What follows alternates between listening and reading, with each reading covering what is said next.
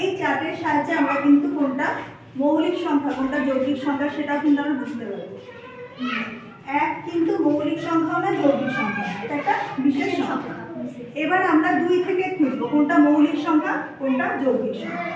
মৌলিক সংখ্যা কোনটা বলেছিলাম? দুইটা মৌলিক সংখ্যা আছে, সেই সংখ্যা আর এক, দুটো উৎপাদক বা গুণনীয়ক দুটো পাওয়া যাবে, এটা সেই সংখ্যা আর এক। তাহলে 2 এর উৎপাদক বা গুণনীয়ক কোনটা?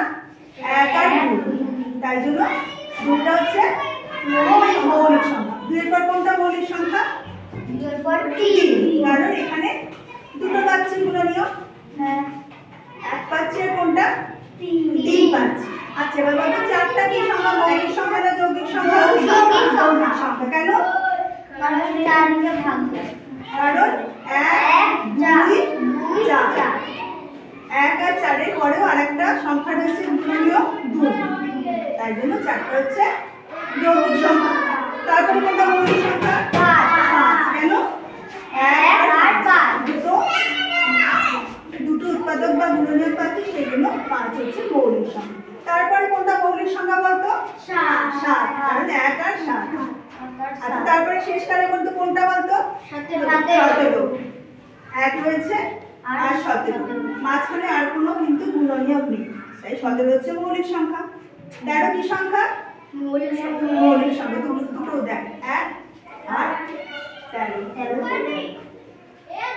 আর 10টা কি সংখ্যা? মৌলিক সংখ্যা না যৌগিক সংখ্যা? যৌগিক সংখ্যা। আর এই উৎপাদক বা গুণনীয়ক কিন্তু 2 এর থেকে অনেকগুলো বেশি। কতগুলো রয়েছে?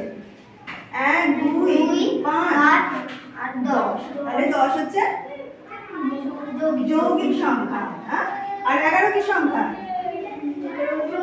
মৌলিক সংখ্যা। 1 আর 11, আর কিন্তু মাঝখানে কেউ নেই, দুটো রয়েছে, তাই জন্য 11 হচ্ছে মৌলিক সংখ্যা। আর কোনো মৌলিক সংখ্যা বাকি আছে এখানে? তাহলে এখানে মৌলিক সংখ্যা কি কি পেলাম? কি কি পেলাম? 1 তো মৌলিক সংখ্যা না যৌগিক সংখ্যা? 2 3 5 7 11 13 আর 17, ঠিক আছে।